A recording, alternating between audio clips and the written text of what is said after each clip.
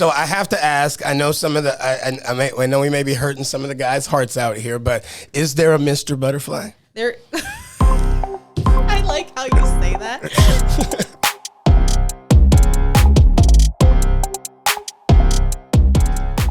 We are live. Okay. You guys, thank you for tuning in to episode 3 of the Luxury and Mayhem podcast. Thank you for coming out. We appreciate all that you guys do. We appreciate all the support. Both of the first 2 videos have received massive support, especially for our first 2 projects. So we appreciate you guys. And for all the newbies that are just visiting for the first time, please go ahead and click the subscribe button down at the bottom. Hit the like button if you like it. If you don't like it, leave us a comment. Tell us why. And then click the notification bell so that you are aware of anytime we post new content. So today, for episode 3, we have the very beautiful, very dangerous Iron Butterfly, Laurynn Garcia. What's up, Laurynn? How you doing today? I'm great. How are you? Pretty good. One of my favorite people. Literally, you. yeah. It makes me feel good. You are obviously you're a very boisterous personality. Everybody loves you. We've met you and know your story, know your parents, met you and talked to you, but this is our first time ever actually getting to sit down for an interview. Yeah, no, so absolutely. This is cool. So because we haven't got a chance to do a post-fight interview. Hopefully at Epic 51 we will have that chance. Yes. So let's get to people what they want to know.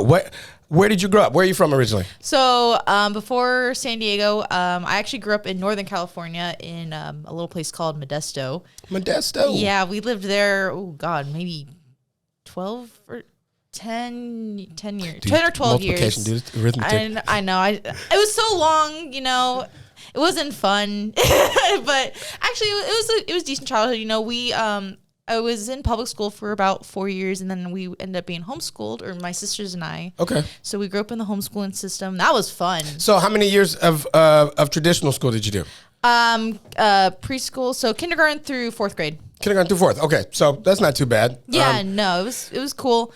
But homeschool really made me, I think, blossom more, and it kind of developed who I am more now, because you're kind of in this whole set system in the public school, and everyone has to kind of either catch up or whatever. Homeschooling kind of allowed us to go at our own pace, and I actually found out structured towards you. It was way more structured towards me, which was cool. And actually, originally, the only reason we ended up even being homeschooled was because I have a sister who's autistic, and originally my parents had planned on taking her out, for her to kind of be on her own system, and then they were like, well, this is kind of cool, we can just put everybody in homeschooling. So that's how I graduated up through high school, and I actually graduated a year early from high school. Yeah, because you can move faster. Yeah, clearly, absolutely. So once you can just knock a whole course out, and you don't have to waste the time going back and forth. Oh, I was trying to get out as fast as I could. So did the parents come from teaching backgrounds? What are your parents' backgrounds? What did mom and dad do? My mom was a stay-at-home mom. Okay. For most of my time growing up, and then my dad, he worked. He did sales in the industrial equipment and stuff like that, and so neither of them had teaching backgrounds, but they were both mom was teacher. Obviously, she was helping us with homework, and dad was kind of teacher / principal. In the sense, of course. I guess he was definitely the disciplinary when it came to schoolwork and stuff like that. Okay. So mom was stay at home. I heard a rumor that dad spent some time in the military. He did way before I was born. For 4 years, he was in the Army in the 3rd Ranger Battalion. Wow, that's pretty unique. Shout out to Pops. We appreciate you. We appreciate the service. Thank you. Yeah. So did that discipline? Do you think some of that discipline from the military carried over into the homeschooling aspect of things? The structure was very structured. I don't know if it necessarily carried into the homeschooling part. It definitely carried into my training a lot more. But he's not there's some military dads that are out there, punishing their kids with military workouts and stuff. Correct. He's not doing that, but it's just the mindset's what really helps me with my training and stuff. So so the lack of of traditional schooling, did that allow you to play any other sports? Were you active in any other sports, or did you go straight into like martial arts as your secondary like hobby? So actually, before martial arts, I used to ride horses. Wow, you were an equestrian. I was in equestrian and Western riding for about 9 years. Okay. And when I was younger, my whole dream was to like grow up, be a cowgirl, and own like a horse ranch and everything. Did you guys own any horses? No. we borrowed. Dad, I want a pony. That was a goal at one point, never ended up happening. Okay, all right, I understand. Martial arts is like, okay. No, just kidding. That was the backup. It was like the backup. So what made you get out of the horse thing? Just so I was at one point when I was like in 7th grade, I was riding horses, but I also just started Taekwondo with my sisters. And it wasn't really something I had planned on doing on my own. I kind of was just like, my sisters are doing it. And I was like, all right, I'll do it just to, see how it is. And I actually ended up falling in love with it. And at the time, the school was paying for activities. So it's like you could only choose like certain extracurricular activities that were like more on the fun side versus like the learning stuff. So if you wanted the fun ones, you had to like choose one. Got it. And so I was like, all right, well, it just makes more sense to go with the martial arts thing. So the Taekwondo, did anybody, your brothers and sisters, how many do we have? So I only have 2 sisters. They're younger than me. They're 14 months younger. They're twins. Twin sisters. Wow. Are they the typical twins finishing each other's sentence? No, they're fraternal twins. They look nothing alike. They have their own personalities. So they're like ranging opposites. Except for when they gained up on me when we were younger. Except for that. You can't talk about one of them, but they can definitely talk about each other. Yes, they can say, absolutely. And they were always gaining up on me no matter what, kind of a thing. So then they went into Taekwondo. So now they're practicing martial arts as a double dragon tag team, and so that's kind of like probably the safest option for you in the house. Well, I had to. I mean, I wasn't gonna let them beat me up. Yeah, especially I got to be the older sister role. I can't be getting tag teamed. I was already getting tag teamed, but I needed to be able to defend myself once it came to that point. True that. So why did you guys choose Taekwondo? Why was it just the first nearest school, or did you? It was provided through the homeschooling programs. Okay. And if we went outside of it, it was like we were just paying for it on our own. Got it. So that's why we stuck with it. And then obviously once I got out of the homeschooling program that I was in when I was in middle school, I had to transfer to a high school program. They weren't offering it, but because I was enjoying it, my parents decided to pay for it separately. Awesome. Okay, so how long did you do in the Taekwondo? So I was in Taekwondo for about 5 years. I ended up getting my first degree black belt. Wow. Yeah. What age was this? I was 14. Okay. Yeah. All right. She's in the game, you guys. She's not kidding. Okay. Yeah. So it was kind of cool because half of my freshman year we ended up moving to San Diego, or actually technically Oceanside. Okay. And we were still kind of associated with our Taekwondo gym, but there was nothing down here similar to what the school that we were going to was like. Everything else was the one we had was more self-defense based, and there wasn't as much kicking, whereas a lot of the schools out here like Taekwondo with no kicking. Well, it's not kicking, but it's not like a lot of Taekwondo gyms focus mainly on their kicks, like correct. The punches and whatever, like that's whatever. My brief experience at Taekwondo, it was all kicks. Yeah, so this one we had more. I mean, there was kicks definitely involved, but there was also a lot of striking involved too. Awesome. So that's where it differed. Who was the master of that school? At the time, it was my instructor, Dr. Dennis McCain, and he was, I think, currently now he's a 7th degree black belt. Wow. I think he still trains. He doesn't own the gym anymore. He ended up selling it or whatever, and then eventually the gym actually went out of business during COVID, which is unfortunate. It was a really good gym, and everyone was really cool there. We lost a lot of good places from COVID. No. So Modesto to Oceanside, that's a completely different environmental change. Oh, I did not realize how big the change was going from little Modesto to Oceanside. to the beach, right? Yeah. So did you spend were you a beach bunny? Did you spend a lot of time on the beach? For the first couple years, I was definitely at the beach more often. I used to go to the beach when I was little occasionally. I wasn't going all the time. Like even once a year was like rare. But now, you know, Come on, Pops. no. But this was like in Modesto. Like when we were in Modesto. Oh, yeah, that's a drive. And now when we, you know, in Oceanside. You better go to a lake from Modesto. You're better off going to a lake. Yeah. But now in Oceanside, yeah, I'm going pretty much all summer now or whatever. Yeah. Even occasionally in the fall because, you know, it's hot out here. Yeah, it does get hot. It gets hot for us. We're San Diegans, and most people don't understand that if it's under 72 degrees, we're freezing. And if it's over 78 degrees, we've got a heat wave. So we like to stay somewhere in between there. And we like pools and large bodies of water. Although we do not go to the beach as much as you would think. It's overrated. But if you told us we had to move from the beach, we'd try to find a way to, we'd be trying to find a way to fight. Okay. Yeah, for sure. Okay, so we're now in Oceanside. We've switched dojos or academies, and now you're still focusing on Taekwondo, or is this when you start to make the move into training for other stuff? So when we moved to Oceanside, that's when we transitioned into jiu-jitsu. Okay. And that was actually my dad's idea because we couldn't find a Taekwondo gym we liked. And so we were kind of looking online and he's like, hey, let's try jujitsu. And I was like, well, what's jujitsu? Yeah. I mean, like, that's a hard one to just be like, I'm going to try that because I wouldn't know what it was. I didn't know what it was until I saw MMA. Because it's weird. It's very popular out here in San Diego. It is. Up in Northern California, it wasn't something I had ever heard of until we moved down here. And that's when I actually joined Excel, which is my gym that I've been. Shout out to Excel. Yeah, I'm currently with them now, and I have been for the past 10 and a half years. Okay. And so that's where we started there. And it was really weird walking into the gym because at the time I was like 15, I think, when I walked in with my dad. We were sitting there, we're checking papers and everything, and I see no girls in this gym. It was very intimidating. Like, there's all these guys with cauliflower ears, just like these mean mugging faces and some scars on some people. The jiu-jitsu guys definitely have their own like persona, and you can identify them pretty fast. The ears help. The ears, yeah. Everyone that has cauliflower ears, they're either wrestlers or jiu-jitsu or both, so. Yeah. And after that, I've been with Excel forever, and then like a year later is when I was like discovering the MMA part of it. Because we had our MMA program taught by our instructor at the time was Bubba Pugh.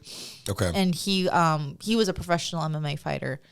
And I didn't, I used to watch him spar all the time, didn't really understand the difference between Taekwondo sparring and MMA sparring. It looked the same to me. Yeah, to the untrained eye. To the untrained eye, it looked very similar. I was like, oh, I could hang with these guys. I kick, no. I got annihilated. It was awful, but it was fun too. Like, that was the thing, is like when I first started jiu-jitsu, I didn't realize how much aggression there had to be in it. Okay. I even think one day I came home crying because some kid younger than me triangle choked me, and hey, be nice. He was like 13 and I was 15. So that being said, coming home crying, have your parents always encouraged you to fight? Has that always been obviously I see your father at most of your events, and we see him in the corner, so I know his stance on things, but how is mom shows up too, shout out to moms, but how did she take when you initially started to get into like the true combat side of things? It really took my dad a lot of convincing to let me do it. Oh, okay. I mean, I would say it was like, oh yeah, Mom, no, I really want to do this. I would say it took a lot of convincing on me, but no. It was like, Dad was over like, hey, she really wants to do this. Like, we should really let her. My mom's like, no, are you crazy? She's going to get hurt. Kind of a thing. Typical mom stuff. Firstborn too. Yeah, and I mean, obviously this was like when I was 16, so the idea of her little teenager wanting to go and fight was a big deal for her. Okay. But when I was 16 too, I was like, when I'm 18, I can decide what I want to do, right? Yeah, we hear that quite often in my house. Yeah. So yeah, sure enough, I did jiu-jitsu tournaments. That was like okay with her because I'm not getting hit. I still think getting hit's a little less worse than like breaking an arm.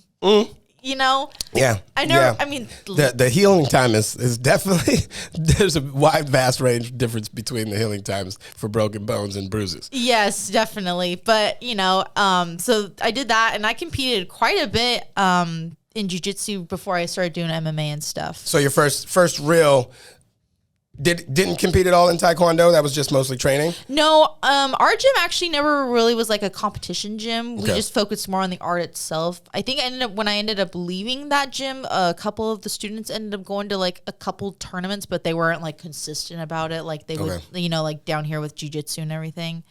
But that's cool. And I didn't even know where we would have done Taekwondo tournaments anyway. I think it would have been, we had to travel or something. Yes, that part of the stuff is big down here in San Diego. It's pretty big. But okay, so jiu-jitsu is the first place you really got a chance. Tell me about your first ever competition match. Oh my God. Oh, that's funny because I can remember that day so well. Yeah, I know. I can bet you can. So I was a white belt when I first entered my first jiu-jitsu tournament. I was almost 16, so I was like 15, and I remember it was on Cinco de Mayo. That much I remember. And that was like 9 years ago. And I signed up for my division. I ended up getting first, but it was really cool because my coach with me at the time, he was in my corner, kind of just running me through everything. He was like, do this, mound, take the back. And I was doing everything he was telling me. I racked up like 20 points in like 3 minutes.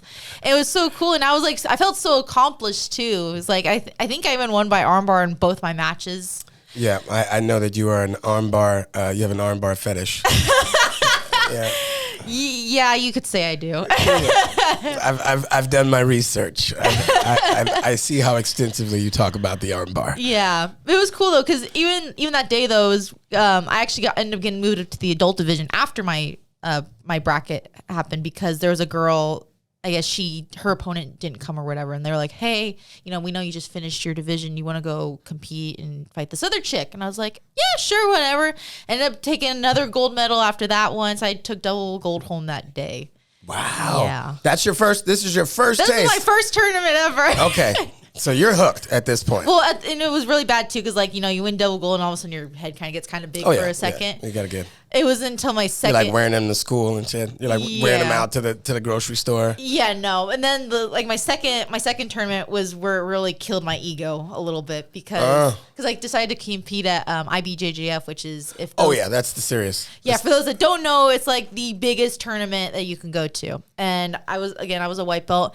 The girl I went against, she kicked my knee out, and I didn't break, and it didn't pop out of place, but it got hyperextended, and that's the most pain I've ever been in jiu-jitsu. Yeah. So I didn't think there were kicks in jiu-jitsu. I don't think she was going for a kick, but I think what she was trying to do was to try to sweep me over her head. Got it. And I think she was trying to put her foot in my hip, but she's not flexible enough, so it's going in my knee. So as she was going back, her foot extended, and I don't even think the match lasted a full minute. And, it was like one of those single round eliminations. So I was I was done after that. So she took your knee out completely? Just hyperextended? It just hyperextended. I mean, I was limping the rest of the day. Yeah, of course. And ended up getting a brace to letting it tight back up. Yeah. Okay. And then I was competing 6 weeks after that. So I was just like, all right, well. Mom is thrilled at this point. Oh, yeah. She's Mom is loving life over there. Yeah. But, yeah, so my first year competing was definitely one of my challenging times as a white belt.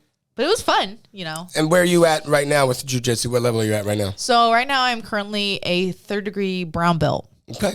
And I just competed actually last weekend at a Jiu-Jitsu World League. How did that go? I ended up taking first. Wow. Yeah. I ended up taking first.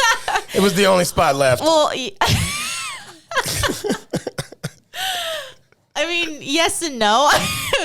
But it's funny because as you get higher in ranks, especially as a female, you tend to come across the same people all the time. Yeah. I mean, the girl I've competed against 4 times already. And so you kind of knew. We already know each other. Right. Just we're not saying hi to each other firsthand. We still pretend like we don't know each other until after. Yeah. And we're like, hey, how you doing? Kind of thing. But obviously during the match, I'm like, all right, well, I already know how she's gonna attack me, and so I had this whole game plan kind of planned out ahead of time, just from past experiences. But also, she has herself kind of advanced in her style or whatever too. Where does she train out? She's told me, and I actually forgot. There's so many people. I know I should be shouting this out, and I totally forgot. We tried. We very tried. I know her name's Rachel Robinson, so shout out to her. Where are you guys at in the saga? What's the count in the saga? Well, technically, currently she is actually the #1 ranked heavyweight champion in Jiu-Jitsu World League. Wow. But she gets mad every time I compete because I'm the only one that beats her. Got it. So you haven't beaten her in World League though? No, you guys haven't met up in the World League? Oh, no, World League was the one we met up at. Okay. Every single time. Okay. She did beat me one time 2 years ago at World League in the Ghee division by points. And then the past 2 times I've seen her at the Jiu-Jitsu World League was in a Nogi division, and I beat her both those times. Okay, got it. So it's like 3-1, 3-1? Something like that. But Ghee and Nogi they're very different because one's got grips and one's doesn't. Yeah, correct. Which one do you prefer? You know, it's kind of funny. I used to say both because they have their advantages for both things. Like the Ghee has the grips and everything. It teaches you the technique and everything, whereas Nogi makes you learn to flow and be faster. But I kind of like Nogi a little bit more now, only because I think I'm doing it more often with my training, especially in MMA. Because we're not training in Ghees when we're, hitting each other. It's just the gloves and your, whatever workout stuff you're wearing. Yeah. So I guess now I'd say Nogi. So sorry, Ghee friends. Plus, it's lighter. It's less. And who wants to be wearing a 3-pound Ghee during the summer? It's hot. even the lightweight Ghees are they're heavy as hell. Oh yeah, they're really heavy. I don't care who says anything otherwise. They are all hot. So you're now like a competent competitor in jiu-jitsu. When does your focus shift to MMA? Like so you're still training MMA out of Excel, I take it, right? So you're watching people train MMA while you're going to your jiu-jitsu classes and training. When did you look over there and say, hey, you know what? I think I want to do that now. I'm ready to advance to that level. So when I was 16, it wasn't really the class that convinced me. Is when someone was, I've mentioned this story a whole bunch of times. I think now people are sick of me telling it, but someone told me about Ronda Rousey one time. And I actually went home and looked her up one time because I was like, I don't know who she is. Silly me to not know who Ronda Rousey was at the time, I didn't say it. No, but we were thinking it. Okay, all right. I'll be honest. But, so yeah, I went and looked her up, and I was really impressed with like her ability to take people down and just armbar her. Yeah, you love the armbar. Ronda Rousey is all about the armbar. And I wouldn't say, yeah, she had some influence on that, but armbar is it's a very fundamental movement, and you can get it from basically anywhere. I've picked it up from any position, and it's the arm's right there, and people kind of forget that. And there's 2 of them, so one of them's gonna be unprotected. Yeah, right. Yeah. One's here and one's like down here, and you might as well take the one that's up here, kind of a thing. But so when that happened, I was like, okay, I want to kind of try the MMA thing out. Now, I didn't know this until recently, but my dad ended up talking to the MMA coach when I was younger because he had told him I wanted to do MMA. This was before you had expressed to him that you wanted to do MMA? No, this is before I decided this was before I got serious about competing. So this was still me just learning to train MMA.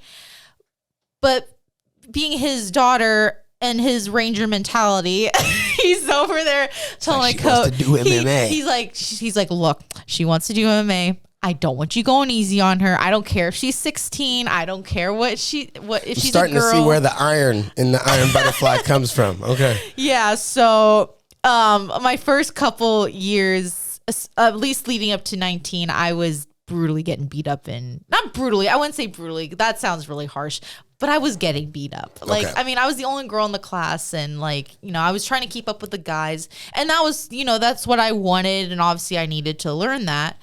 And, I eventually caught up a little bit, and it was fun, and I obviously still wanted to do it. So 19 is when I decided to have my first MMA fight at Epic, actually.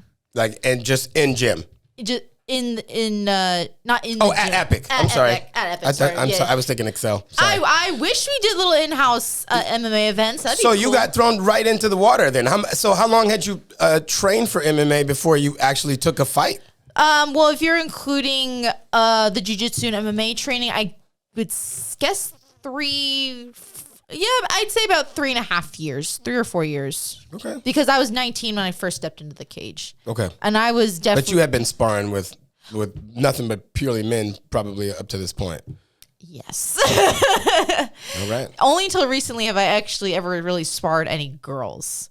which I mean, I get that was just normal for me though. It's just like everywhere I went, it was like a very male dominant group, and so unless the only time I see a girl in there was because she was really just in there taking it for the hitting, like the bags part, not the sparring part. Now, just to get off track real quick, and then we'll go back to Epic.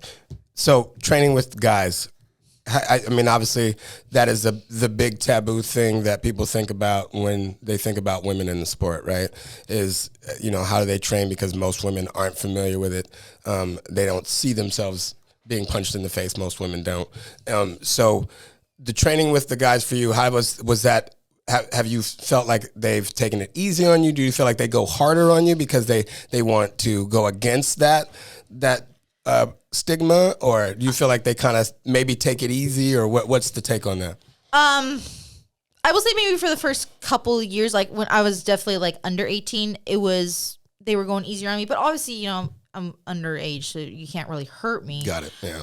Nowadays, they all tell me that they treat me like a guy anyway. So I'm like, okay, cool. I've accepted my place. She's here. like, well, you don't have to treat me all the way like a guy, but yeah. Oh no, I had a friend recently tell me, hey, Laurynn, you're one of the boys. Okay, cool. That makes me feel a lot better. I just did all this, thanks, sir. I look like this, but you're gonna tell me I look like I was literally. We were in Vegas. I was hanging out with all my friends from my gym. We went to go watch ADCC, and my friend Nick, he was all, Laurynn, just so you know, we consider you one of the boys. I'm like, thanks, Nick. And he was probably a little drunk at the time too. And I was like, cool, I feel so great about myself right now. You're in Vegas, I'm trying to look my best, and you're like, you're one of the guys. Thanks. That's what I want to hear when I'm in Vegas. All right, sounds good. Okay, so you feel like they've kind of, because obviously they want to see you do well. You're part of the team there, so they give you the full deal. Yeah. And how do you feel that? Do you feel like that gives you an advantage in the ring going against most girls, or do you find that most girls are already training with guys too? Or I mean, I know a lot of the girls I fight do train with guys. I don't know what their level is training or sparring with them, but the guys I train with definitely don't go easy on me. So I do feel like my advantage is just mentally having to be tough when I'm sparring them, because obviously the advantage is they're guys. They have testosterone, they have muscles. I'm strong enough to my own advantage. I can hold my own, and especially, smaller guys, it's one thing. The guys my size and a little bigger, it's like, okay, I really have to figure out how I'm going to hang with these. But these fools. that's fight IQ though, right? Yeah, definitely. But in my mind too, I'm like, oh, thank God these girls don't hit me as hard as the guys do. Yeah, right. So that's got to be good. You're not as dazed. You're able to take a little bit more punishment when you're in there. And this isn't going against any girls by any means. I have sparred some of you girls, and yeah, you guys hit pretty hard too. Nothing against you girls. The guys, it's just obviously it's different for sure. Okay, so back to Epic. So now I just watched your first Epic because I've seen all your other fights. I've been privileged to be at all your other fights. So I watched your first Epic fight, and that was a very tall opponent. Lacey Lowe's. Yeah, super tall opponent, and she came out swinging in the first round, and was really, I think you obviously nerves. You could see that you had a lot of nerves in the first round of that, but then when you settled in, you were making clean contact all over the place. What has been your toughest fight to date? So I feel my toughest fight to this day is actually from last year in July when I fought Zarina Turi. Mm-hmm. That was, even though I won, that was one of the hardest fights I've had. She came out swinging. I mean, she had such a reach on me. I mean, she was definitely shorter than Lacey was, but she just came out aggressive. Like I felt like she wanted to kill me, which, that's what I was thinking when I was getting rocked a few times. I'm like, oh, well, this is how it ends, guys. But it was funny too, because I remember I was in the corner and I'm sitting there. I'm kind of defeated with myself. I'm like, well, damn, I have to go 2 more rounds with this chick. And my dad's over here you need to get her the freaking ground. No, he said other words, but he said, he basically wanted me to get her to the ground. And we did. We ended up getting the armbar out of the victory and everything. But, oh, my God, my face the next day was so swollen on one side. I mean, I was happy as go lucky, but good Lord, my face looked atrocious. That was a tough fight. I think that was the first fight that we saw you in. Pretty sure it was, yeah. Yeah, that was a tough one. So Okay, so Zarina was tough. We saw you with Cub, and with Cub was also an awesome fighter. That was at Valkyrie VFC 1, where we had a lot of ring problems. Yeah. Ring was wet, so everybody was slipping all over the place. And I didn't feel like you had a chance to really utilize most of your skills and abilities in that fight. I had this whole other game plan before going into the ring. I mean, everyone was telling me, oh, yeah, it's slippery. Be careful. Don't throw kicks. You know, I was hearing from all the girls and all the coaches, like, hey, don't go kick when you're out there. I was like, okay, cool. You know, but I was also trying to think, too, like, it can't be that slippery. I mean, I've been on some slippery surfaces. No, at the first moment I stepped on the mat, I'm like, oh, you know, it was... It's okay. We're 18 and up. Oh, okay. We can curse on here? Yes. I was like, shit. I don't know what we can do on the radio anymore. Well, we have the option to make it 18 and up, so we want to keep it. Yeah. If the parents let them watch, hey, that's the choice, right? Okay. So anyway, so I'm over there. I'm like, shit. You know, I'm slipping and sliding. I had this whole game plan of using my kicks. That's my whole camp. Like, I practice kicks and then utilizing them to do my takedowns. Okay. That didn't happen the way I wanted it to. And, you know, I was kind of bummed out about that. Not so much the outcome, because I already had in my other mind, you know, I also had a really bad weight cut too. So, like, that kind of put me in the downer of like, all right, we lost the weight cut because, you know, I came in heavy. And in my mind, I'm like, all right, I gave up the belt kind of thing. That's not because I lost, you know, I wasn't defeated because, I missed weight, so I really shouldn't deserve to win kind of thing. I was really trying to win out there, but there was just so much aside, like the ring was really my biggest thing. And you know, I think, you know, Kiana and I both put on a really good fight despite the issues. But I do wish if that had not happened, like it being slippery, I think I would have done way, way better.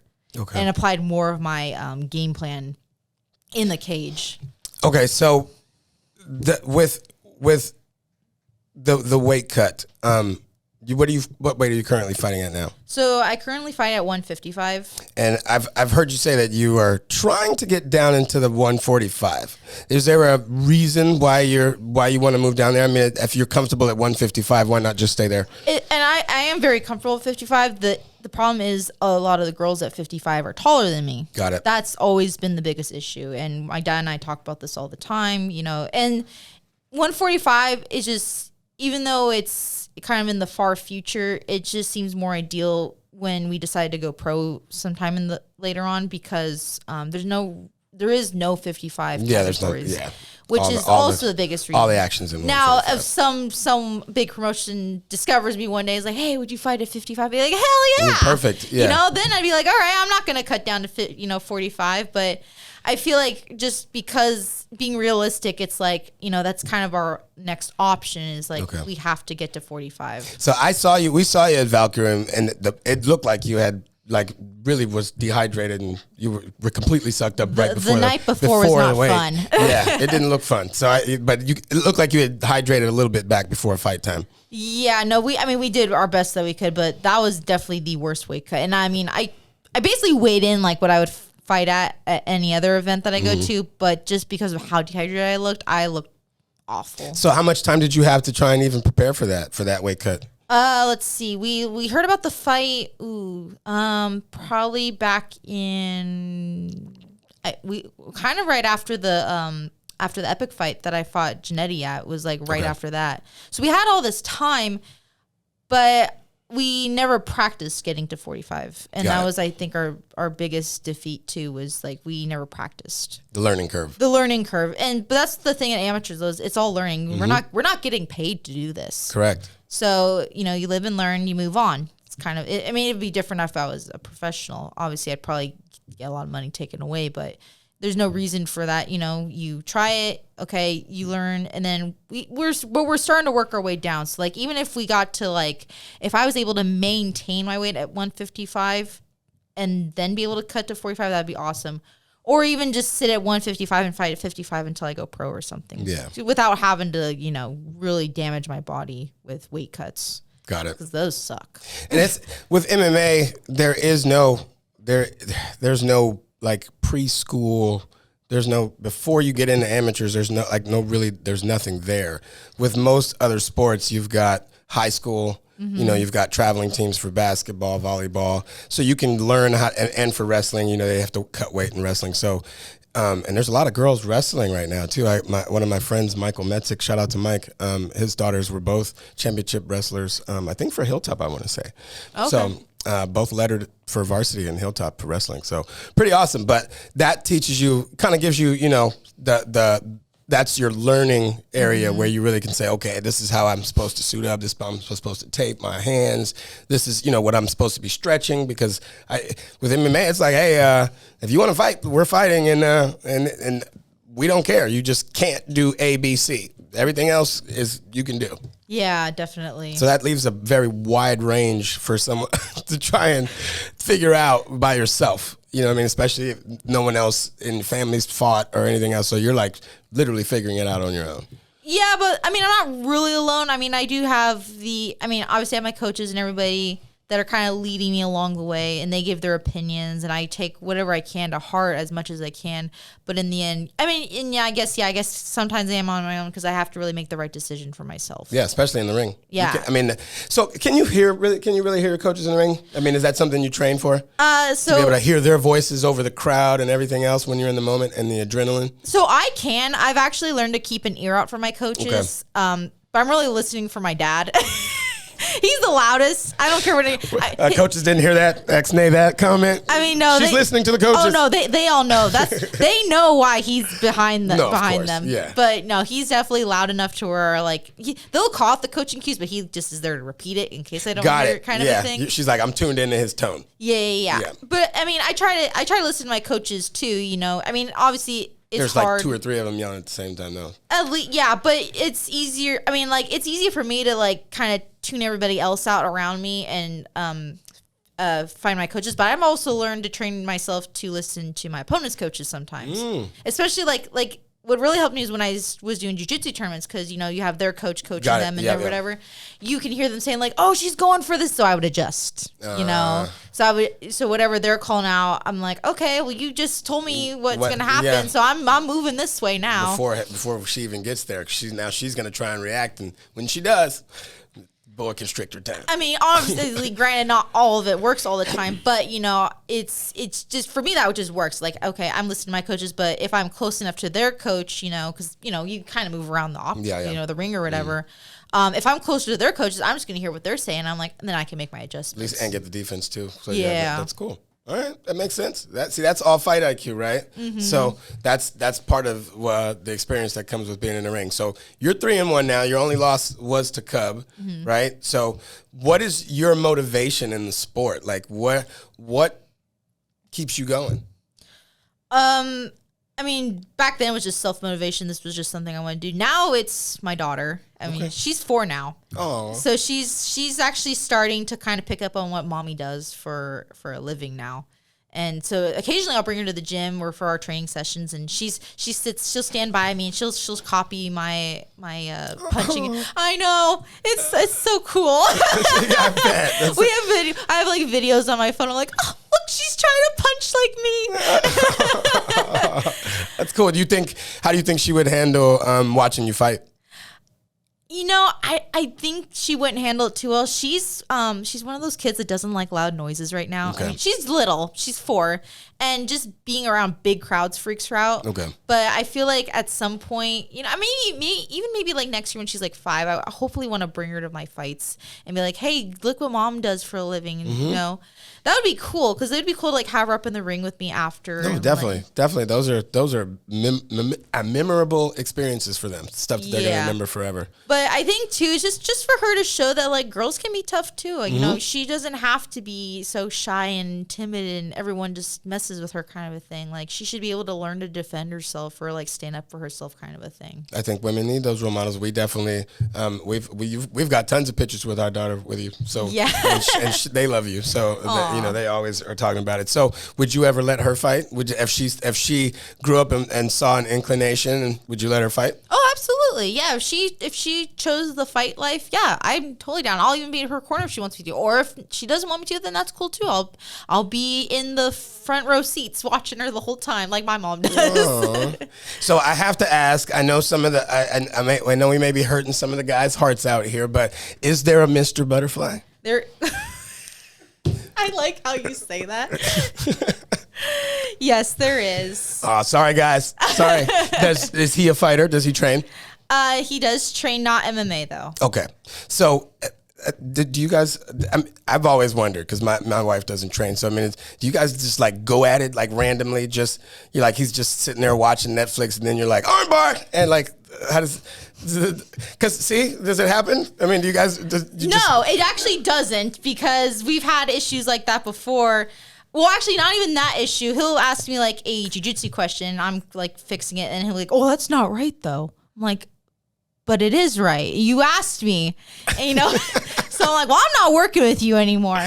But like, we're cool now about it. But yeah, no, like before it was like, "Oh, no, if you're gonna ask me, then you either listen or you just don't ask me anymore." So is he lower ranked than you are? He's only a belt below me. Oh, okay. Did you guys meet in the gym? We did meet at the gym. We met at the gym I currently train at, and now he trains at a different gym. Oh, like, I ain't training in your backyard where they just love you so much. I'm not going for that. No, I'm going to my own gym. Need my own identity. No, he was. Everybody's calling me Mr. Butterfly. This one. Oh my god. So anyway. I'm sorry. Shout out to Paz. We love Mr. Butterfly. He's a great guy. I've met him. He's also cool. I already knew the answer to the question, but I know you got a lot of fans, so I needed to ask. Yeah. Okay, so what is a typical day for you? Like, walk me through a typical day for. Okay, so a typical day normally starts at 4:30. I wake up. Well, this is like during the week. So typical day, I wake up at 4:30. Go to the gym, do my workout, my first workout of the day. Okay. Go home, take a nap because I'm up early. And then sometimes I'll do another workout, and it's usually just cardio just to kind of loosen up a little bit, wake myself up because, training. I train for like an hour and a half or 2 hours early in the morning, and then later on I'll do like maybe half an hour, 45 minutes just to get myself awake. And then then I have my work or coaching job in the afternoon that I do. So I coach my kids' classes or adults' classes, depending on the day. Okay. And then I have my evening training, and that can vary from anything from jiu-jitsu to MMA to boxing to whatever. Okay. My nights typically end somewhere between like 8:30 and 9. And I mean, that's kind of early. Sometimes they go later, especially like in camp because, I'm in training all evening kind of a thing. Or, I'm sitting in the sauna just chilling, kind of doing my thing. But, yeah, that's a typical day for me. I eat late sometimes. So you're lucky you have you coach on the side to keep, obviously to keep money coming. That's cool. So you're pretty primarily focused on fighting pretty much nonstop, even when you're at work. All day, every day. Live, breathe it. That's awesome. Basically, cool. Yeah. Okay. So, and you said you're coaching kids now. What are you teaching the kids? I teach kids boxing. Kids boxing. All right. It's fun. It was funny because I actually was supposed to be the temporary coach for boxing when our old boxing coach left, but the kids love me so much that I am now the permanent coach. Oh, so that's cool. All right. So for the moms and the dads out there that are interested, she does coach, and tell them where you're coaching at, Excel. I coach at Excel Jiu-Jitsu in Oceanside. I also teach Jiu-Jitsu private lessons for those that are interested too. All right. There you go. So hit her in the DMs for Jiu-Jitsu. Hit her in the DMs. Don't hit her for nothing else. All right. Yes. Okay. So what is your next goal? Obviously, we've got, like I said, this is a little mecca for fighting and for jiu-jitsu, Southern California. We've got Epic, which is an awesome stepping stone for a lot of amateur fighters coming out. They obviously were able to help Juliana Miller jump into the UFC house to fight with the Ultimate Fighter. Would that be something that you'd be interested in doing? Like, what's your plan for getting to the next level? UFC would be a good goal, or Ultimate Fighter. I've also heard really good things about Bellator. I think that'd be a really cool place to fight too. Either one would be great. I almost kind of leaning towards more Bellator. I know that sounds like, oh my gosh. No, I completely get it. I love Bellator. Yeah. It's a good promotion. I like the promotion and just, I don't know. Everyone says really good things about him. I mean, the UFC has good things about it too, but I feel like it's just it's overly promoted and there's just kind so of much, cliche-ish. It's just like everyone wants to do that, you know? I think the competition between, with promotions like Bellator, Cage Warriors, those promotions have to force UFC to get better, right? And so it makes the entire sport better. Obviously, I think MMA is one of the biggest growing sports in the world right now. It's still pure. It's very pure. It's one-on-one. There's a cage. There's only so many things you can't do. Everything else is pretty much good to go, and you're locked in there. So it's either going to come out one or two ways, or we're going to leave it to the judges. But again, it's easy to call. It's clear to see who's dominating the fight. Unlike boxing, where no one's ever really getting taken to the ground. You're not holding opponent in a chokehold where they're defenseless for 3 minutes.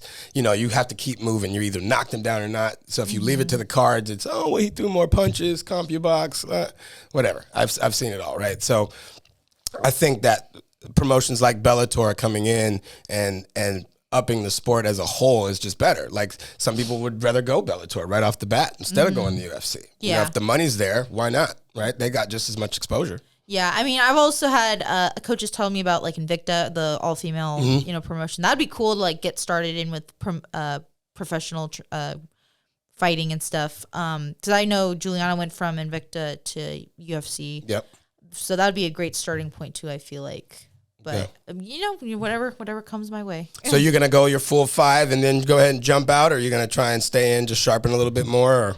No, I definitely want to sharpen up a bit. I mean, everyone's like, why aren't you professional? But like, you have to go when you feel ready, and I just don't feel like all the pieces are put together quite well to go professional yet. I mean, obviously, we're going to be working on this for as long as I'm fighting, but where I'm at right now, just training everything, I still feel like things need to be put a little more together before I go right into pro. What would you want to work on? What's one of your main things? I don't want anybody to know your weaknesses, but it's not that I really have any like weaknesses. It's just putting everything together, making sure the striking flows with the takedowns into the grappling and stuff. Because that's still stuff that I feel like I struggle with. Is like separately, I'm pretty good at them. Putting them all together is still kind of like, I mean, everyone sees, my fights and everything. It's like, oh, but you're, really good. I'm like, no, I still need to work on like piecing things together because, I can go against a really good striker who's a little better than I am. And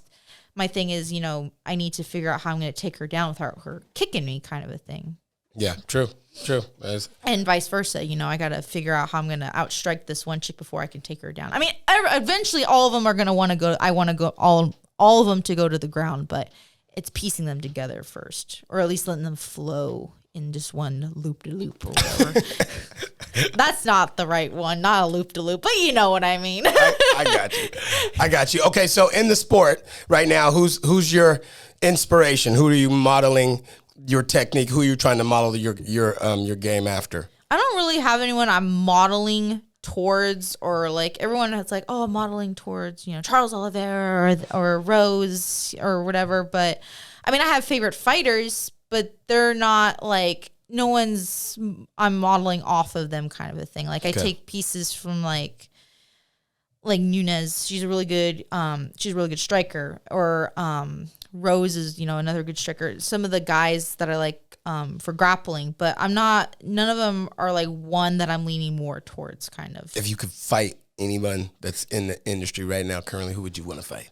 Oh, I'm not going to say Nunes because she kicks everybody's ass. I would say maybe, I would think Valentina would be kind of cool to fight. I mean, she's another tough chick, but but she's so like I was kind of mad about her last fight because the girl that she fought was taking her back and like holding chokes and everything, and she still ended up winning, and I was kind of pissed off about it because I feel like the other girl was putting in more work. But because she didn't finish Valentina, I feel like that's why she didn't win.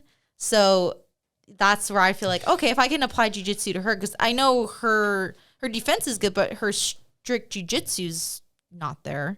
Not as good as like some of these Brazilian chicks fighting her. Yeah. Her striking is top notch though. Like I will never try to out Well, the kickbox. Brazilians are always gonna win on the ground, right? That's kind of what they're known for. Yeah, for sure. Well, some of them. I wouldn't say all of them. No, but yeah. No, they definitely have. But the majority, Yeah. for sure. But yeah, I think that would be like me want to redeem her last opponent, kind of a thing. Like you should have lost, but you know, I'm not calling you out. I really do like you too, by the way, Valentina. We're not shots fired. No shots fired. No shots are fired. Safeties are on. Okay, we're practice safety over here. We put. I know she works with guns too, so I'm like, Yeah. Okay, we'll keep that one. All right. Next question. Okay, so obviously, being in a sport, you train with a lot of males. What is your life like outside of the training? Do you have a lot of female friends? Were you a tomboy growing up or a girly girl? I was definitely the tomboy. I mean, I do have female friends. I don't have as many female friends as I do guy friends. But I do have my fair share of girls that I hang out with occasionally. But outside of the gym, I'm really just at home being mom. That's my break from fighting, but then I have to go be mom. So it's really no break. No, you know, I go from, you know, either being mom and taking care of my kid and then having to go coach like 20 other kids and then working with all these adults and then going back home being mom. Yeah. So there's no time for Laurynn by herself kind of a thing. Well, you'll get there. She's 4. When she's like 25 maybe. She said if she's 25, I'm going to pull back right around there. A little bit. Okay, we'll say 18 because, you know, that's just everybody. Hey, I'm with the 35. So you were doing good at 25 as far as I'm concerned. My daughter is just turned 15 and is almost as tall as me in the hills, and that's a very scary thing for me. So I practice a lot of non-gun safety. Okay? Don't put me in that position because it's going to be a submission, guaranteed. It's going to be a submission, guaranteed. So, okay, so do you still feel like you're the tomboy? I mean, what do your friends think about? Do they come to the fights? What do they think about you fighting? Oh, I mean, they think. Well, the girls that I friends with, they're like the moms at my gym. But they all think it's really cool too. Like they're there all the time. Okay. I mean, the most of the moms that I see regularly, they're always at my fights. And they're always in the fronts, you know, yelling. I can hear them. Well, I can hear my mom before I can hear them, but I can hear them second because they're pretty loud. But they love it. But even my guy, I mean, all my guy friends I train with, but they think it's really cool that I do MMA and stuff. But it's just one big family. You know, that's all we're doing. We're just doing what we love and encouraging each other. That's awesome. Yeah. Have you ever been to any actual pro events? I was actually just at the last Bellator event recently. How did you like it? I loved it, actually. Although I will say I left at the main event. What happened? Now, story. What happened? So How did you leave the main event? So like it was 5 rounds. It was scheduled for 5 rounds, and it was just like there was just nothing. It was like the patty cake game. Like, oh, I'm going to throw a punch, you throw a punch. I'm going to throw a punch, you throw a punch. I'm going to throw a kick, you throw a kick. I'm going to attempt to take you down. I might end up on the ground, and we're just going to sit there for the whole round. Yeah. And it's very uncommon for me to want to leave an event before it ends. Yeah. And but from your fighter pride, you're like, I can't watch this. Because I went with my mom and my dad because I had a friend that was fighting, Nadine. She fought on the card, and so anyway, we were at the fight and we're watching the main event, and my mom was like, well, let us know when you want to leave. And my dad usually leaves it up to me. I'm like, I will leave when my dad is ready to go.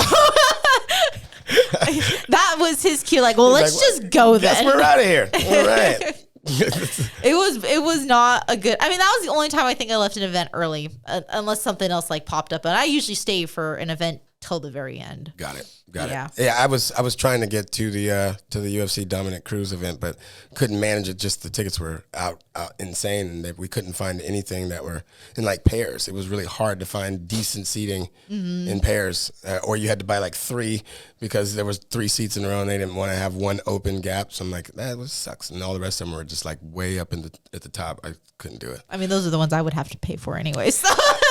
my vision is starting to fail a little bit. So, if I don't have to strain the eyes, I'm not going to strain them. Right. So, okay. So you guys do a lot of family events. Do any of your brothers and sisters compete now? No. My sisters both have separate jobs. My one sister, Ursula, she is going to school to be a nurse. Okay. And then my other sister, she works with like film and wow. the background stuff. So she worked on a movie when she was in school. I don't know if you ever heard of Carol of the Bells. It's like a Christmas movie. I think I have. It sounds familiar. Well, it was a Christmas movie. I forgot. It came out like, was it 2020? I want to say 2019. Maybe. Okay, so fairly new. It's fairly new. I've still yet to watch it, and it's not because I don't want to watch it, just because I've been very busy. I will watch it this Christmas. I'm sorry, Marissa. Everybody go watch Carol of the Bells right now. But she wasn't the actor, but she was doing like all the sounds and stuff behind the post-production scenes. stuff. Yeah, so she was doing all of that stuff, but she was on set too a lot. Well. And yeah, so she's really good at that, and yeah, I think all of us in our own professions do very well for what we do. Yeah. So we're very go-getting girls in our family. And that's a testament to the homeschool, right? That's a testament of loving, caring parents who want to be involved and are, involved with what their kids are doing. Well, I always laugh because like my friends now will make fun of me because they're like, "Oh, you were homeschooled as a kid." I'm like, "Yeah, and I had more fun than you guys did in school." Yeah, and I graduated sooner. And I graduated sooner too. I didn't have to deal with all the bullshit that everyone else was like, "Well, you didn't get to experience the high school bullies." I'm like, who the hell wants to deal with that? No one wants to get bullied at school. No. And I probably would have been the one doing the bullying because of all the martial arts and stuff. So I wasn't. So yeah, you guys all dodged the bullets. The parents helped you. They weren't helping her. Okay. That's awesome. I'm very nice, but I don't think I would be the bully. That's just my theory on how it would happen. Is someone would be picking on me and they'd end up on the ground somewhere. So true. Okay. Well, I can't hate on that. So that being said, to piggyback on the parent comment, why do you think we see your dad everywhere? Obviously. Yeah, everyone hears about him too. Everyone hears about him because he is that involved. Great guy. He's always with you. He's always got your best interest at heart. We can see that he truly cares about your career and what you're doing in the sport. Why do you think that you and your dad are so close? Why do you think your relationship is so strong? I don't know. I don't know. I've always been, I guess, the daddy's girl. Like, I've always, everywhere he went is like, I wanted to go do kind of a thing. And that's just a bond we've always had as when I was little up until now. And I don't know. He's like my best friend, I guess you can say. That's awesome. Yeah. And I guess a lot of girls or people in general don't really get to say that about their parents. But yeah, he's goes with me everywhere to, fights, to training, to the gym. Well, he's in the back of your Instagram photos on the treadmill. He's photo bombing. He's not even trying. He's just getting photo bombed. He's the one that people say hi to first at the gym. Like, forget about Lauryn. Like, he walks to the gym like, "Hey, Eric." You're like, where's Lauren's here? All right. Tell her to go get dressed. I'll walk. I've gone a couple times without him, and one of my coaches is like, "Hey, where's your dad at?" I'm like, "What, is it not enough that I'm here?" Yeah, I'm the one training. They're like, "Yeah, but we want to know where he is." They're like, "Your dad's cool." I'm like, "Okay, well, that's all great and all, but I'm here." You're talking to me. I got some of him in me. The coolness it's was there. passed down. I don't have the nice beard that he has or anything, but thank God. No disrespect to the beard, but yeah, we like you better without the beard. Okay, so you guys your bond is crazy. My wife has taken some crazy pictures of you guys just pre-fight, and you guys have like your own little routine. It's very cool to watch. For you guys to get that type of bond right before you go into something that dangerous. Yeah. And with him being in the military and his experience, I'm sure he's been in a couple of those situations on his own. So that's awesome. Way different than what I've been in, but yes. Combat is combat. Combat is combat. When the fists or the bullets start flying, you've got to be able to lock in, and that's a skill that it can be taught, but it's more natural for most people. I would think you would agree, because when the bullets start flying, you can, no matter if you're built for it, you're built for it. If not, you're gonna immediately crumple. Yeah. You're gonna immediately crumple and infantile position, and you're gonna start crying for mom. Right? So are the twins? The mamas? They stick with mom a little bit more? I mean, they definitely go to my dad for advice a lot of times too, but they are definitely the girlier girls. They definitely favor. I wouldn't say they favor my mom. No one really favors anybody. Got it. But my dad and I mean, obviously, just being the tomboy, I just happen to be. Oh, I hang out with him more than I do like doing girlier stuff. Like I'm not out there like going out shopping and doing all my stuff. But we have 1 hour. Cool. Okay. Yeah, I can see it on here. We're good. Don't worry about it. We'll bleep that out. We're all good.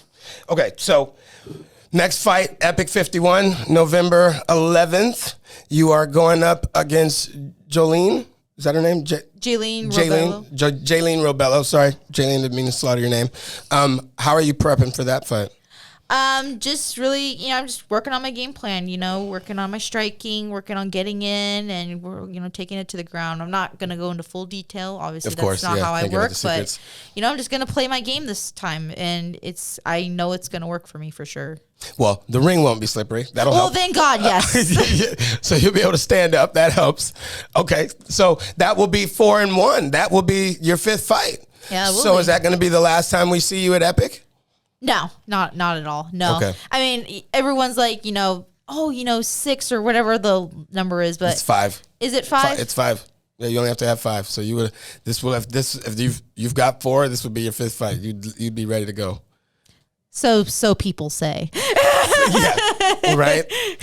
That's a big transition. Yeah. And it's like I equated from going from like college football to like the pros. Even though you've got the next level, you've been in some serious battles, things are way faster. Things are way, people hit way harder. People are moving faster. Mm-hmm. And, everyone is at the perfection peak level of their craft, right? Yeah. So you have to be able to adapt to that. And I think that takes some getting used to. Well, I don't think it's just a number. I'm 5, I'm good to go. Well, I think also too is because I took a really long hiatus when I was pregnant from my first fight to my second fight. Got it. I mean, my first fight was back in 2017 and my second fight was just last year in 2021.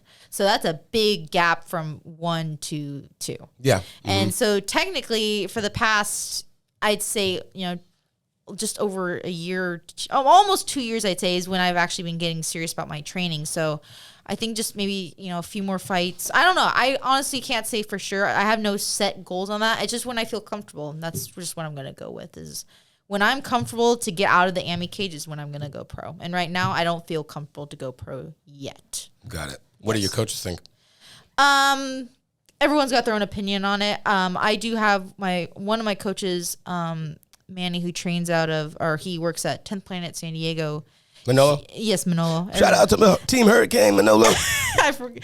Yeah, he's even mentioned to me too. He's like, you have to feel comfortable when you decide to go pro, because he's told me a few times, some people go pro too quickly because they think, oh yeah, I've got that number of fights, like I'm set. Yeah, it's just they think it's a magic number. I'm 5, I'm good. But to him, it's how you feel prepared, not how many fights you've had, because that's just a number.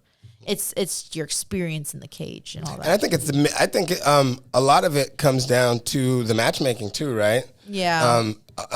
Shout out to Harvey. That is a big aspect, because if they don't put you against the proper opponents to be ready, right? Mm-hmm. They can try to with a lot of the prettier fighters, I hate to say it, but with a lot of the prettier fighters, they try to force them because they've got an image for the sport, and they think that it's going to draw in more females, more guys, more viewers, right? So they'll kind of spoon feed them their first few fights just so they can get to the magic number to go pro, and now we can start marketing behind you and stuff.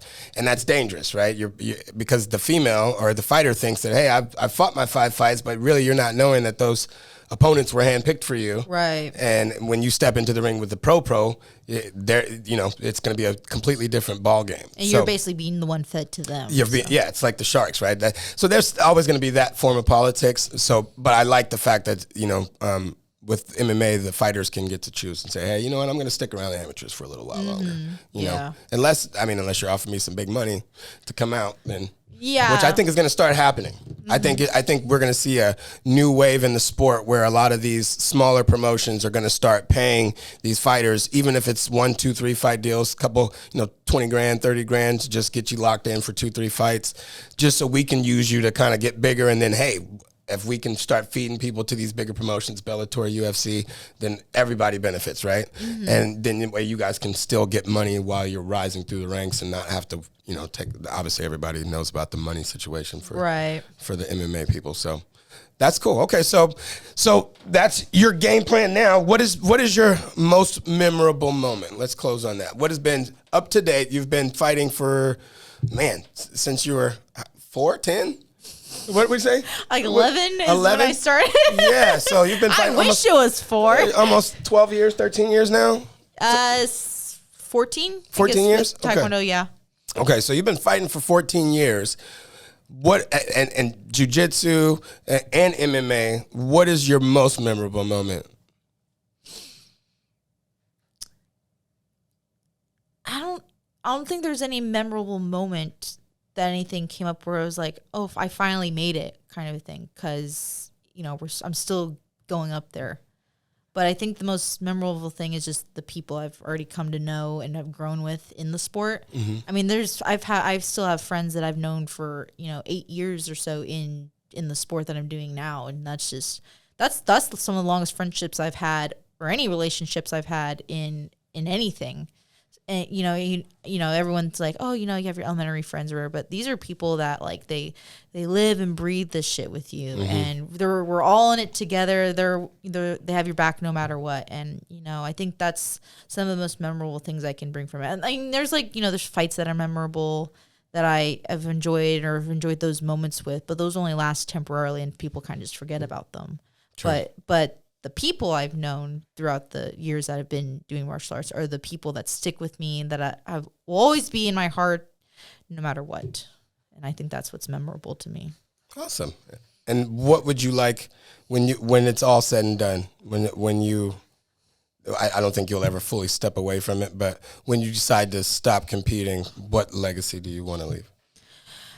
That I left a very big impact, I think, more on the female side. I want little girls to know that there's girls just as tough as the guys out there, and that you can pretty much do anything you set your mind to, and you're mentally tougher than you realize, because some girls don't realize that. And I think that's something that a lot of them need to know.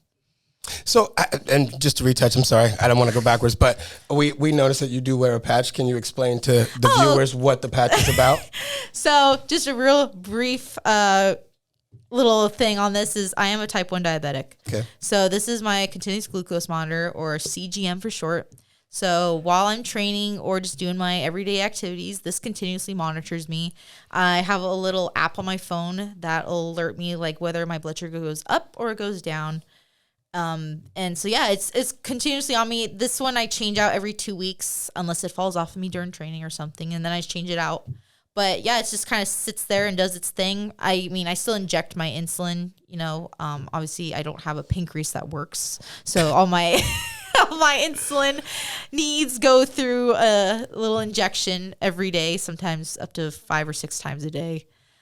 So that's a struggle in itself. I wouldn't say it's a struggle. It's just adapting it to my lifestyle, but that's just part of it, It shows that I think it shows a lot of dedication, and it shows the testament of what you're trying to do. You're not going to let that hold you back. No, so that's pretty absolutely awesome. No, I've had this since I was 2, so I know nothing else but what diabetes is, and I've just had, I've adapted it around my life. I don't make diabetes, I don't make anything work around my diabetes. The diabetes just has to work around what I do every day. No excuses. No excuses. I love it. Yeah. I love it. Well, Laurynn, we appreciate you taking time out of your extremely busy schedule to come out and spend this time with us on episode 3.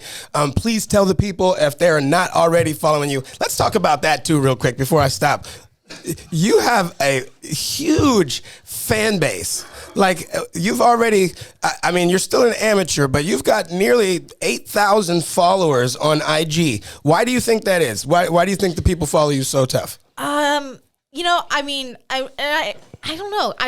I can't say it's like, I mean, my page isn't like some girls where it's like, oh, it's all booty pics and stuff. Like, I mean, okay, I will post an occasional one. Occasionally. I got a few booty pics out there. But I really think I'm just a very genuine, like, I love what I do for a living. And just being in the art itself is just something I like to share with people and just my everyday routine. Because, like, I don't want to, you know, if I'm posting at the gym that I'm there at like 5 o'clock in the morning, people are going to see that. And then they get motivated to do that. And then they're like, oh, wow, that, you know, that's kind of cool or whatever. And then just all the wins I have, like, I don't feel like I'm just an ordinary fighter. I feel like I have my own unique style, and I'm just very sincere. I'm not one of those fighters either that's like talking shit all the time. Like, I respect all my opponents that I go against, win or lose. You know, I have no beef with them. There's no reason for me to. You know, I don't know them up to the fight. You know, I know a lot of people start, you know, crap on whatever. Oh, I'm gonna kick his ass. I'm gonna do this. Like, I don't know you, and you don't know me, so there's no reason for us to be starting beef. And that's just where I feel like I differ from a lot of fighters, because, you know, why start anything when there's nothing to really talk about, you know? We leave it all in the ring. We leave it all in the ring. That's all it's going to happen when it's anyway. all said and done. Like, you know, I'm going to kick your ass. Well, yeah, that's the whole point of MMA. I mean, come on. What we signed up for, literally. We signed a contract specifically to punch each other in the face. Like, that's where the business is handled. Outside, I could care less what you do. Where does the name Iron Butterfly come from? It actually started when I had a former boxing coach. Okay. At the time, he really wanted me to do boxing, but the name came up from him. He was a big Muhammad Ali fan, and we were in the great one. Yes, the great one. But we were working in the ring one day, and I was his only ever female fighter that he's ever dealt with. He's always worked with guys in boxing and stuff. So having a female to work with was just something unique to him. Okay. So the butterfly part is just the beauty that he thought I possessed. And then the iron was just from having some heavy hands in boxing. All right. And so that's kind of where the iron butterfly came. His little saying for me was along the lines of Muhammad Ali. It was like, float like a butterfly, but sting like iron, or was something like that. Like, I just screwed it up, but it sounded good. That's what he said. Yeah. He screwed it up. I'm just telling you what he said. I know the Muhammad Ali float like a butterfly, sting like a bee kind of thing, but there are no bees in this. There's no bees in this. We're not buzzing. We hitting like iron. Well, it fits.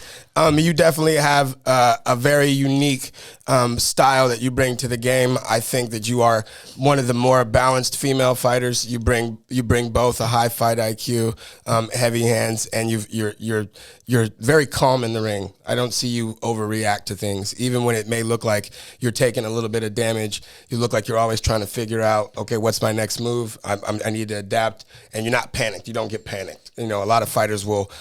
It's not going what I need to do, and they just forget everything, and then they get stuck. You know what I mean? So I love it.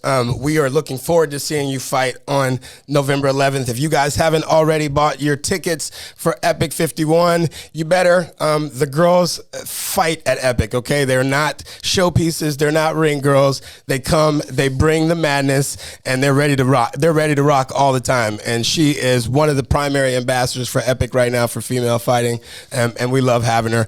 Laurynn, thank you for coming out. Thank you. Please tell the people where they can find you on IG so they can follow you. If you want to find me on Instagram, you can find me at ironbutterfly_MMA.